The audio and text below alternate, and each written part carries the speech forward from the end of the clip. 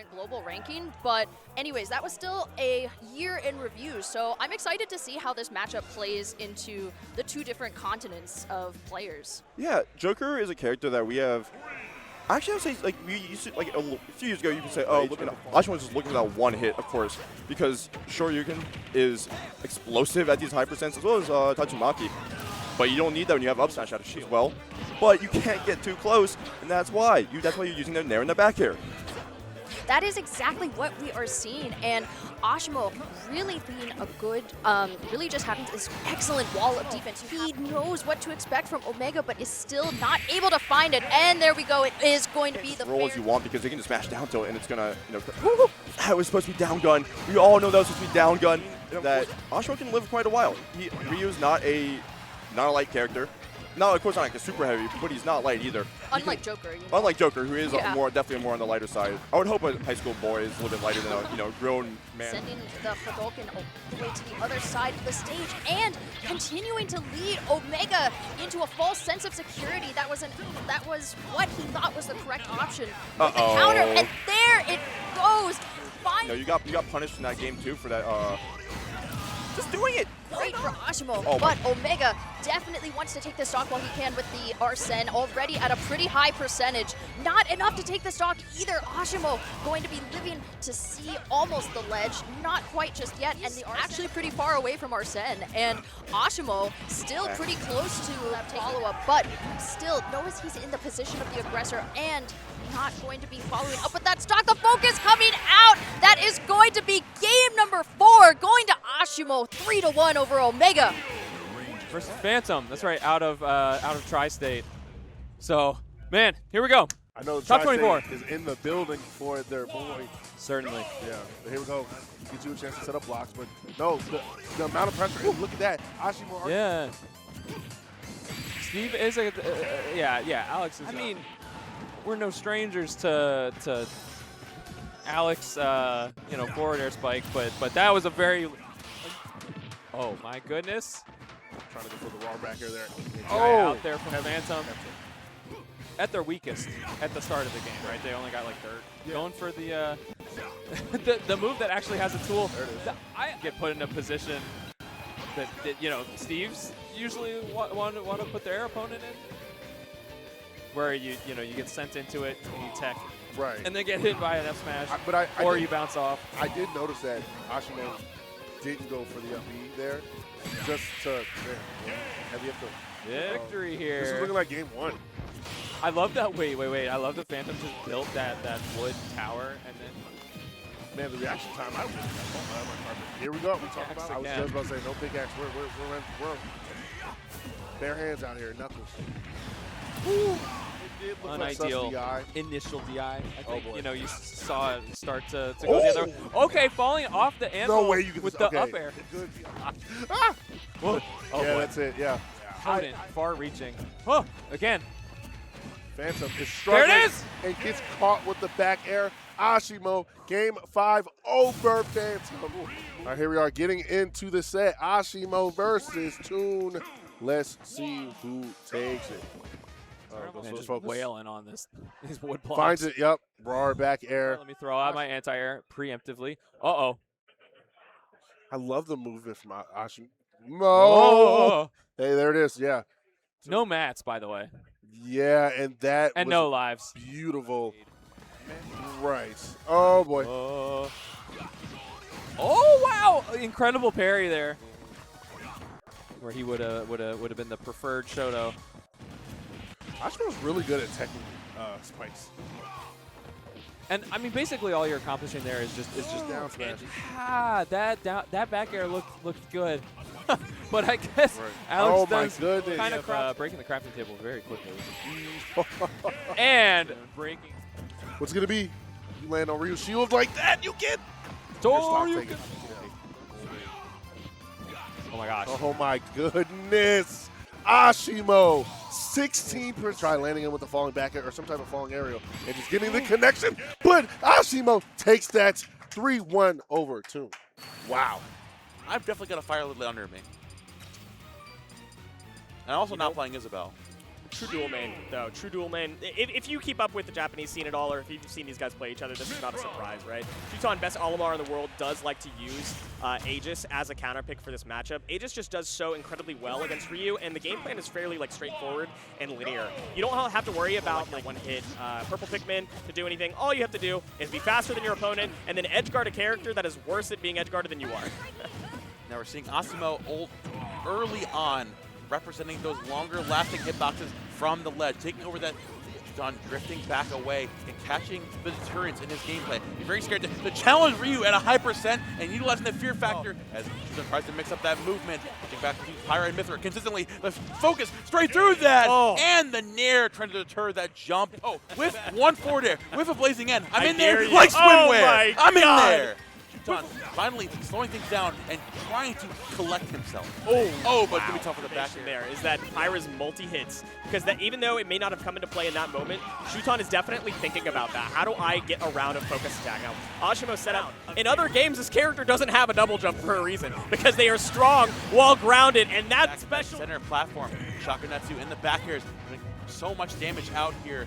Not going to overextend, going to jump in with that up air. We want to see against Ryu. Shuton going to call Ashimo's bluff there, going to find the first stock with that Pyra back air. Asimo again rushes back in there, not going to find the typical inversion. He's going to run double jab into basically dancing around, almost circle dancing around to try to create space, to create favorable positions, and then found an edge guard, taking Asimo down. Asimo. So we do switch back to the Mithra. We do want to get an advantage state, but it wasn't guaranteed enough. Asimo off of a reversal, and Shuton whiffing an aerial, gets the shore you confirm, takes their set. Every set. Even in between certain stocks. Yeah. I was watching on the side stream, Hurt and PK Chris, and in between the stocks, like Game 5. So I'm excited to see how this one plays out here in winter side of Cav Clash, and it's going to be on small. But doesn't matter. Ooh, Still fire in the belly. You're going to be able to a little bit close to the chest. Not going to get caught by some of the snake anti-airs or some of these other issues. Okay, but look at all the damage now. 129 shield pressure is actually starting to rack up. Now back to the wall. Asimo has hurt. Like now that you're at low percent, although you have the stock deficit, you can definitely bully the other players. It can slip through your fingers just as easily. You have to be willing to give that up and not overcommit right now. Grenade, rather. Ooh, okay, but we got the shield pressure. Yes, the follow-up. Knew the rollout was happening. It is 200 nearly, as we finally see that first one go down. Still 162. That's not even that bad. Well, it's 161 here. Any hit will do it, but any hit is not so easy to find. It's gonna be the down tilt Tatsu. Jeez, right now, just please let me get the stage, and then oh wait, we found it. He broke out of the trap, and now Snake is on the back foot here. That's right. That Tatsu coming in a little late, beautiful. but still good. And on course in the corner. That low hop height. You got to be careful here. I'm loving the aggression we're seeing from her, but Asimo not able to take it. The Tatsu lets Hurt barely hold on. We're coming down with a C4 and Nikita, and the crawl is in. Oh, beautiful but that's back there. The Nikita comes out. It does not matter. Asimo makes it to the ledge. The dodge. The up tilt. The focus attack gets shielded. And now Ashimo's got crazy pressure. The back air trade. The trade, and neither of them dying. Now we just have to reset, wait for the next one. Grenade comes in, shields that out. Such a small shield on Snake's side. Poke territory, but Asimo can't get in to force it. The grenades are slowing it down drastically right now. Big Shakunets. Hurt on the back foot, going high one more time. We see a grenade pull, a down tilt. He picks up the grenade, the dash attack. There it is! Oh my God, Asimo! Winner side grands. One rare miss each game and one big check cash. Down. And we're about to burn it down. Let's get it. We already know who's up. It's Asimo. It's Hurt. This is going to be the run back. It's been it was a set of smoke and fire before. It will continue to be so.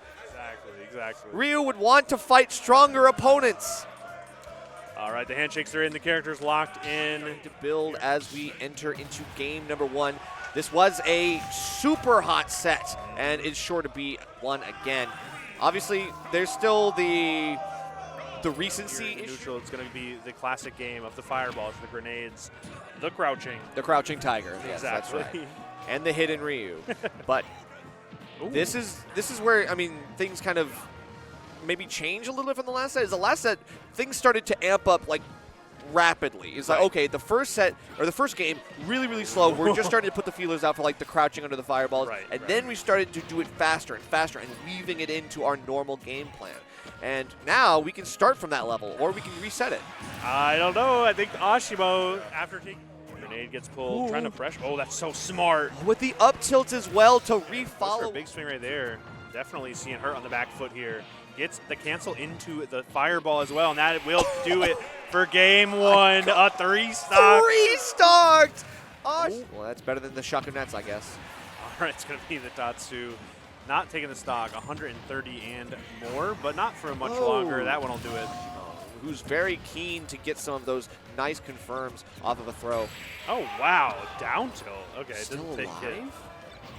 Yeah, I think the angle on that move is like not very good for taking stocks. But there it is, the up air to confirm into the Shoryu. Next one gets the focus attack off the cancel, and that grenade will do it immediately. In fact. Hurt, very smart. Jeez. Yeah. Oh, I was gonna hold say. it. Yeah, it's not going to kill, but definitely a spectacular punish. Like calculated? Right? Genius. Oh. Just not pushing buttons, just running back and forth and waiting for Asimo to slip up. But, oh, the C4 stick gets the parry. Oh my goodness. What? So very dead. That was so bold.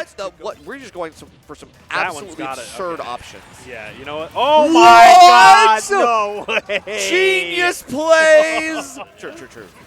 It's definitely a much taller order to try and make up this stock deficit. But that's how you get it started.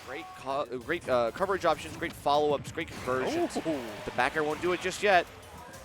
Wow, and the Shakunet's not doing it either. Shore used a grenade. Oh, but wait, the drop on Cypher? Patient, waiting for the opening, but the looper back around from... Yeah, mixing up like the regular throw and like the smash throw is like something that you're really having to do to mix up the timings, especially if you want extension potential from Asimo. It's going to be a forward air out of the corner that Ryu can't really respond to effectively. And there's that C4. This more often. I was going to say, more importantly about whatever neutral winner, what have you, we're seeing Asimo get in, get those hits, and get the damage. Hurt, though, putting a break on. Makes it back to the ledge here. Grenade at the ledge. A big swing and a big gamble, but the jackpot ends up saying it's Hurt favored, but not for long. Wait a second. Hey, not like this, bro. You never know. That's right. You win the battle, but I win the war sort of thing. The dash attack, not going to take a no-kill screen just yet, but that Nikita is going to create more pressure. Can you get the punish here off of this? No, it's the up tilt, and the victor of Cavalier Clash 7 is none other than our boy Hurt. You may have seen Hurt falter games here and there, stocks perhaps.